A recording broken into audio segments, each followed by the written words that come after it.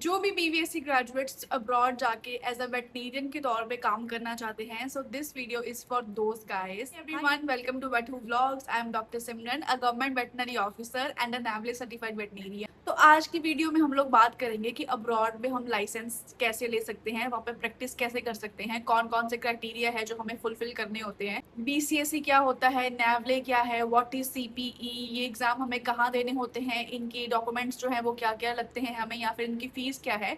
आज हम जीरो से सब कुछ शुरू करेंगे एंड आई एम श्योर कि इस वीडियो के बाद आपको कुछ भी और डाउट्स जो है मन में नहीं रहेंगे।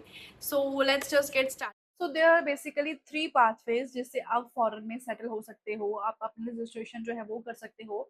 सबसे पहले है NEB, second is the ECFVG and the third is PAVE. अगर हम इसको एक सिंपल वे में समझें तो NEB is for Canada, ECFVG is for USA and PAVE एक ऐसा इंटर्नशिप प्रोग्राम है जिसमें आपको CPE देने की जरूरत नहीं पड़ती है। आज हम सिर्फ बात करेंगे NEB के बारे में, ECFVG एंड पेव के बारे में हम नेक्स्ट वीडियो में बात करेंगे, क्योंकि आज इस टॉपिक पे बात करने लगे एक तो वीडियो बहुत ज्यादा लेंथी हो जाएगी। तो आज हम सिर्फ बात करेंगे NEB के बारे में, that how to get a veterinary license in Canada. So सबसे पहले हम समझेंगे कि what is NEB। NEB is national examining board, मतलब कनाडा के लिए एक पाथवे है जो कि CVMA से एसोसिएटेड होता है। NEB रजिस्ट्रेशन करने से पहले ये चीज़ कंफर्म करना बहुत ज़रूरी है कि आपका कॉलेज या यूनिवर्सिटी जिससे आपने BBSC ग्रेजुएशन करी है वो AVMA नॉन एक्रेडिटेड कॉलेज या यूनिवर्सिटीज़ की लिस्ट में आता है कि नहीं आता है। अब इस टर्म का मतलब क्या है ये आपको बिल्कुल सिंपल टर्म्स में बताऊंगी। अगर आपकी ग्रेजुएशन USA या कनाडा के बाहर कॉलेजेस या यूनिवर्सिटीज से है तो उनको हम बोलते हैं नॉन एक्रेडिटेड AVMA कॉलेजेस और यूनिवर्सिटीज, ठीक है। तो उसकी लिस्ट है वो मैं आपको नीचे डिस्क्रिप्शन में डाल दूंगी। अब सबसे पहले वो चेक करना कि आपका कॉलेज जो है वो नॉन एक्रेडिटेड AVMA की लिस्ट में आता है कि नहीं आता है, तभी इसकी रजिस्ट्रेशन करने का फायदा है। ये ना हो कि आप फीस सबमिट कर दो, आपको बाद में पता लगे कि ये कॉलेज तो वेरीफाइड है ही नहीं। तो नीचे डिस्क्रिप्शन में सारे इंपॉर्टेंट लिंक्स जो है वो आपको मेंशन कर दूंगी, आपको कहीं और जाने की जरूरत नहीं है, आप इसी वीडियो से सब कुछ कर सकते हो। अपना कॉलेज या यूनिवर्सिटी चेक करने के बाद आप जाओगे NEB की साइट पे। वो साइट का लिंक मैं नीचे प्रोवाइड डिस्क्रिप्शन में कर दूंगी आपको। उस साइट पे जाके आपको अपना रजिस्ट्रेशन करना है। उसमें क्या होगा, आपको अपना एक ID बनाना है, अपना पासवर्ड बनाना है, आपका एक अकाउंट बन जाएगा।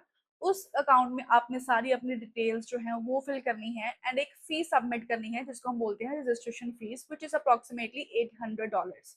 ठीक है। उस रजिस्ट्रेशन के बाद आपको एक लिस्ट ऑफ डॉक्यूमेंट्स आएगी जो आपने बाहर भेजनी होती है थ्रू पोस्ट। अब वो डॉक्यूमेंट्स कौन कौन से हैं मैं आपको सारे बता देती हूँ। सबसे पहले होगा आपका वैलिड ID प्रूफ, वो आपका बर्थ सर्टिफिकेट हो सकता है या फिर आपका पासपोर्ट हो सकता है। आपको 2 चाहिए होंगी letter of recommendations from your university professors. एक आपको चाहिए होगा यूनिवर्सिटी ट्रांसक्रिप्ट, अगर आपके पास डिग्री नहीं है तो आप ट्रांसक्रिप्ट भी भेज सकते हो। आपको चाहिए होगा इंग्लिश का बोनाफाइड, वो अपने आप स्कूल से बनवा सकते हो। मतलब इसमें ऐसे नहीं है कि आपको IELTS या TOEFL जो है वो नेसेसरली करना पड़ेगा। अभी इस चीज की कोई जरूरत नहीं है। आपने 10th तक तो सबने इंग्लिश में ही पढ़ाई करी होती है, तो आप वहां से एक सर्टिफिकेट बनवा सकते हो। वो सर्टिफिकेट बनवा के आप बाहर भेज सकते हो। तो ये सारे डॉक्यूमेंट्स हैं जो आपको चाहिए होंगे। ये आपको स्पेसिफिकली मेल में आएगा सारा लिस्ट ऑफ डॉक्यूमेंट्स, आपको क्या क्या भेजना है उसको अच्छे से पढ़ के, एड्रेस जो है वो अच्छे से पढ़ के फिर उसको भेजना। एक बार आपके डॉक्यूमेंट्स बाहर पहुंच गए, उन्होंने वेरीफाई कर लिए, तो फिर आप इजीली अपनी CSE की फीस सबमिट कर सकते हो, विच इज अप्रोक्सीमेटली $500। अब BCSE होता क्या है? It is basics of clinical science examination. ये बहुत ही इजी एग्जाम होता है। बेसिकली चेक करते हैं कि आपको थोड़ी बहुत क्लिनिकल नॉलेज है या नहीं है। इसमें आपको 225 क्वेश्चंस होते हैं जो कि आपको 220 मिनट्स में खत्म करने होते हैं, राइट। अब हम बात करेंगे री अटेम्प्ट्स की। अगर आपका एक बार में क्लियर नहीं होता है तो आप मैक्सिमम 3 बार और एग्जाम दे सकते हो, वो भी 1 साल के अंदर अंदर। एंड हर बार री अटेम्प्ट के आपके अलग से पैसे जो है वो लगेंगे। ये नहीं है कि आपने एक बार फीस सबमिट कर दी तो आप बार बार एग्जाम दे सकते हो, नहीं। जितनी बार आप एग्जाम दोगे उतनी बार आपको फिर से फीस जो है वो सबमिट करनी पड़ेगी। Now the second step is NAVLE। NAVLE is north American veterinary licensing examination. ये बेसिकली एग्जाम है जो कि आपके वेटनरी मेडिसिन की नॉलेज को असेस करता है। पहले NAVLE की 2 टेस्ट विंडोज थी, बट अब इन्होंने 3 टेस्ट विंडोज कर दी हैं। पहली विंडो होती है मार्च में, second window is in July to August and the third window is from October to November. Test window के अकॉर्डिंग आपको कब इसकी रजिस्ट्रेशन करनी होती है, मैं यहाँ पे आपको सारा डाटा जो है वो लगा दूंगी, आप उसको एक बार देख लेना या फिर आप स्क्रीनशॉट लेके रख लेना, right. NAVLE consist of 360 questions, जिसमें से आपको 6 ब्लॉक्स मिलते हैं और एक ब्लॉक 60 क्वेश्चंस का होता है। टोटल जो टाइम है वो होता है 7.5 आवर्स का, जिसमें से 45 मिनट्स की आपको ब्रेक मिलती है। इसमें ऐसा होता है कि हर एक ब्लॉक को करने को आपको 65 मिनट्स मिलते हैं। अगर मान लो आप उस ब्लॉक को कंप्लीट नहीं कर पाए with in the given time, तो वो ब्लॉक जो है वो अपने आप ही बंद हो जाएगा एंड नेक्स्ट ब्लॉक जो है वो आ जाएगा। अब थोड़ी सी टिप्स एंड ट्रिक्स हैं इस नावले को क्रैक करने के लिए, वो मैंने एक अलग से वीडियो बनाई हुई है, आप जाके मेरे चैनल पे चेक कर लेना, how I crack the Navale. ये बहुत छोटी-छोटी टिप्स एंड ट्रिक्स थी जो मुझे बहुत हेल्प करी नावले क्रैक करने में, एंड आई होप कि आपको भी ये बहुत हेल्पफुल लगेगा। तो आप एक बार जाके ज़रूर चेक कर लेना वो वाली वीडियो भी, मैं हो सका तो मैं यहाँ पे लिंक कर दूँ। अब नावले में जैसे मैंने आपको बताया कि 6 ब्लॉक्स होते हैं, राइट? यानी कि 6 सेट्स होते हैं और उसमें से एक सेट ऐसा होता है कि जो काउंट ही नहीं होता, उसके कोई स्कोर नहीं होते हैं। अब वो आपको पता भी नहीं लगेगा कि वो सेट है कौन-सा। हो सकता है कि वो सेट वो वाला हो कि जो आपका बहुत अच्छा गया है, या ये भी हो सकता है कि वो जो बिल्कुल ही बुरा गया है वो वाला सेट हो। सो यहाँ पे काम आता है आपका luck. So Navale I would say कि आपकी मेहनत के साथ-साथ आपका लक का भी बहुत बड़ा रोल है। तो नावले को क्वालीफाई करने के लिए आपको एटलीस्ट 420 मिनिमम मार्क्स जो हैं वो चाहिए। इसमें ऐसा कुछ नहीं होता कि किसी के हाईएस्ट हैं, लोएस्ट हैं, ऐसा कुछ भी नहीं है। बस आपको 425 नंबर चाहिए उसको क्वालीफाई करने के लिए। अगर आपके 426 भी आ गए तो आप पास हो एग्ज़ाम में। अब हम बात करते हैं नावले फीस की। तो the total fees of NAVLE is approximately $1890, जिसमें से $1290 आपके नावले एग्जाम के हैं एंड जो $600 है that is overseas student charges. फिर टोटल मिला के आपके बन गए $1890। अब आपके मन में ये भी क्वेश्चन होगा कि हमें कितने टाइम में नावले की प्रिपरेशन करनी चाहिए ताकि हम क्वालिफाई कर सकें। बट ये देखो कि कंप्लीटली आप पे डिपेंड करता है। जैसे मैंने 6 महीने में तैयारी करी थी एंड आई थिंक कि 6 महीने तो बंदे को चाहिए ही उसको कंप्लीटली प्रिपेयर करने के लिए। बट कई लोग हैं ऐसे जो कि 3 महीने में भी कर लेते हैं। बट टू बी ऑनेस्ट मुझे ऐसा लगता है कि एक एग्ज़ाम इतना महँगा है तो राइट? और इस चीज़ में बिल्कुल भी रिस्क नहीं लेना चाहिए। आप कंप्लीटली अपने 6 महीने लो, आप प्रॉपर तैयारी करो, ताकि कल को इन केस आपका ना भी हो तो आपको ये ना लगे कि आपके पास टाइम कम था तब रह गया, क्योंकि it is hello expensive. Okay, अगर एक बार आपके पैसे डूबते हैं तो आप दोबारा फिर सोचोगे कि यार हम लोग करें या ना करें। और दूसरी चीज आपका कॉन्फिडेंस जो है वो भी बहुत डाउन हो जाता है, ठीक है? और अगर आप एग्जाम की तैयारी कर रहे हो, आपका एग्जाम आने वाला है, आपको एक ये चीज भी होती है कि मुझे कॉन्फिडेंस नहीं आ रहा। इस एग्जाम में आपको टिल लास्ट डेट तक कभी भी कॉन्फिडेंस नहीं आएगा, क्योंकि सिलेबस ही इतना ज्यादा है। आप जितना बार पढ़ोगे आपको फिर लगेगा कि यार कुछ भूल गया, कुछ रह गया। So just trust your self, trust your instincts, अपनी पूरी मेहनत करो, बाकी जो होगा वो देखा जाएगा। अब हम बात करते हैं नावले रिसोर्सेज की, कि आपने नावले की तैयारी कौन से प्लेटफॉर्म से करनी होती है। तो बेसिकली पहले दो प्लेटफॉर्म्स थे, सबसे पहले वेटप्रेप एंड ज़ूको। ये दो बहुत फेमस प्लेटफॉर्म्स हैं जो कि आज तक चलते आ रहे हैं। मैंने पर्सनली वेटप्रेप यूज़ किया था। मैंने जैसे पहली वीडियो में भी बताया कि मैंने जैन में उसकी सब्सक्रिप्शन ली थी एंड मुझे तब उस टाइम पे थोड़ा सा वो रीजनेबल प्राइस पे मिल गया था। आई थिंक 40,000 फॉर 1 ईयर की सब्सक्रिप्शन थी, राइट? तो मैंने वेटप्रेप यूज़ किया था। कई लोग ज़ूको भी करते हैं, बट मैं एक चीज़ आपको ज़रूर कहूँगी कि किसी एक रिसोर्स पे ही डिपेंडेंट रहो। आप ऐसे ना सोचो कि हम ये भी हम वेटप्रेप भी कर लेंगे और ज़ूको भी कर लेंगे, क्योंकि आपके पास इतना टाइम नहीं होगा। और हो सकता है कि जैसे ज़ूको में कुछ मटेरियल थोड़ा एक्स्ट्रा हो, बट वो इतना भी इम्पोर्टेंट नहीं है कि आपने सब कुछ ही कवर करके जाना है। बस जो कर रहे हो, जितना कर रहे हो उसको अच्छे से करो, ठीक है? अब एक थर्ड रिसोर्स भी आ चुका है that is Vet Ready, and this is not sponsored at all. ये बिल्कुल जैसे वेटप्रेप एंड ज़ूको है, बिल्कुल वैसा ही प्लेटफ़ॉर्म है and it is much much cheaper than VetPrep and ज़ूको।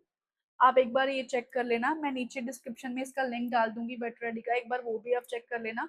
जो भी आपको अच्छा लगेगा, सही लगेगा तो वही प्लेटफ़ॉर्म आप चूज़ करना। अब हम बात करते हैं नावले रिजल्ट्स की। तो नावले का रिजल्ट आपके एग्जाम देने के 3-4 हफ्ते बाद आ जाता है, ठीक है? और अगर इन केस आपका नावले नहीं होता है तो आप कम से कम 5 बार इसके री-अटेम्प्ट्स जो है वो दे सकते हो। आपको 5 चांसेस और मिलते हैं इसको क्लियर करने के। अब एक चीज़ मैं इम्पोर्टेंट यहाँ पे ये बताना चाहूँगी कि जो बीसीएसई एंड नावले का एग्ज़ाम है, ये 2 एग्ज़ाम जो हैं वो इंडिया में होते हैं। जो बाकी के एग्जाम रह गए जैसे पीएसए या फिर सीटीई, वो सारे फॉरेन में जाके होते हैं। अब आपको बहुत इंपॉर्टेंट चीज बताऊंगी। अगर मान लो कि आपने रजिस्ट्रेशन जो है वो कनाडा में कर ली है, ठीक है, आपने एनईबी रजिस्ट्रेशन कर ली, आपने बीसीएसई दे दिया, नैवले दे दिया, बट अब आपका कुछ इशू आ रहा है, आपका नैवले क्लियर हो गया बट अब कोई इश्यूज आ रहे हैं, कोई वीजा को लेके या कुछ भी, एंड आपका अभी मन है कि आपने अमेरिका में जाके सेटल होना है। सो ऐसा नहीं है कि आपको दोबारा से फिर अमेरिका के लिए रजिस्ट्रेशन करनी पड़ेगी। जो आपका एनएबी नेवले स्कोर्स हैं वो अमेरिका में भी ट्रांसफर हो सकते हैं, आप वहां भी सेटल हो सकते हो। तो इसके बारे में हम अगली वीडियो में बात करेंगे। मैं आपको इन डिटेल समझाऊंगी कि ये सब ट्रांसफर टेस्ट को ट्रांसफर कैसे करना होता है। Step is a PSA, that is preliminary surgical assessment. Basically CPE से पहले बाहर जाके एग्जाम देना होता है। ये चेक करता है कि आपके सर्जिकल असेसमेंट करता है कि आपको थोड़ी बहुत सर्जरी आती भी है कि नहीं आती है। बट अभी मुझे ये सुनने में आ रहा है कि कनाडा ने पीएसए को कैंसिल कर दिया है। बहुत सारे लोगों ने जिन्होंने रजिस्टर किया हुआ था उनकी फीस जो है उनको रिटर्न हो चुकी है। अब आज तक की अपडेट तो यही है कि ये कैंसिल हो चुका है।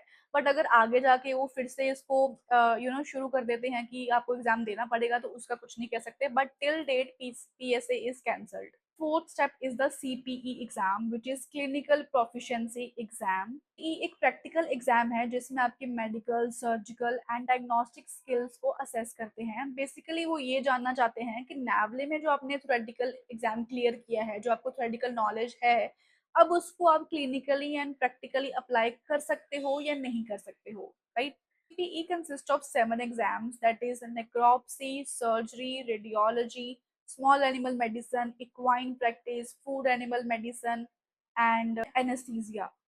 सीपीई का एग्जाम सबसे महंगा एग्जाम होता है विच इज अप्रोक्सीमेटली $9,000। तो अगर आप इन सातों में से किसी एक एग्जाम में भी फेल हो जाते हो तो आपको दोबारा एग्जाम देने के लिए अलग से $300 देने पड़ेंगे एवरी सिंगल टाइम। जितनी बार भी आप किसी एक एग्जाम में फेल होगे आपको दोबारा से $300 जो है वो उनको सबमिट करने पड़ेंगे।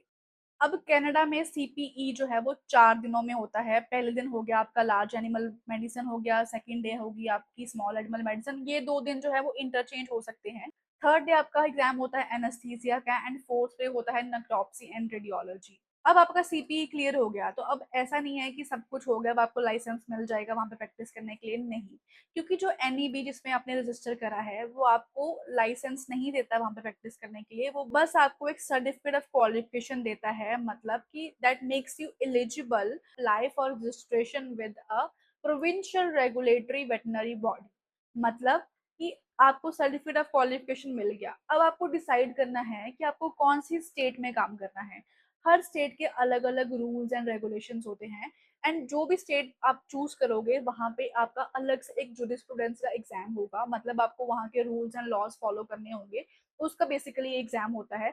जब आपने वो एग्जाम क्लियर कर लिया या उनकी जो भी हर स्टेट की जो अलग अलग रिक्वायरमेंट्स है उनको पूरा कर लिया, तब आपको जो है एक परमानेंट लाइसेंस वहां पे काम करने को मिलता है।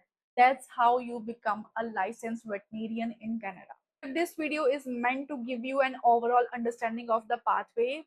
जो इसकी रिक्वायरमेंट्स हैं वो टाइम टू टाइम चेंज होती रहती हैं।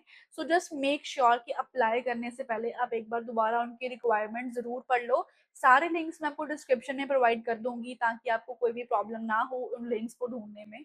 सो गाइस आई होप आपको एनईबी का पाथवे जो है वो समझ आ गया होगा कि आपने अगर कनाडा में लाइसेंस होना है तो आपको क्या क्या रिक्वायरमेंट्स पूरी करनी पड़ेंगी, कौन कौन से एग्जाम्स देने होंगे। अगर आपने यूएसए में सेटल होना है so don't worry, next video इस टॉपिक पे होगी कि आपको यूएसए में जाने के लिए क्या क्या एलिजिबिलिटी क्राइटेरिया है, कौन कौन से डॉक्यूमेंट सबमिट करने होंगे एंड उसका डिफरेंट पाथवे होता है तो वो कैसे कैसे होता है। तो होप कि जो भी बाहर जाना चाहते हैं, कनाडा में सेटल होना चाहते हैं, उनके लिए वीडियो बहुत ही हेल्पफुल रहेगी। So don't forget to save this video and also don't forget to share this as much as you can। And अगर आपको ये वीडियो अच्छी लगी हो so don't forget to subscribe to this channel and thank you so much for watching. बाकी जो भी आपके डाउट्स एंड क्वेश्चंस होंगे please comment down below, I will try to answer all of them. Thank you so much for watching.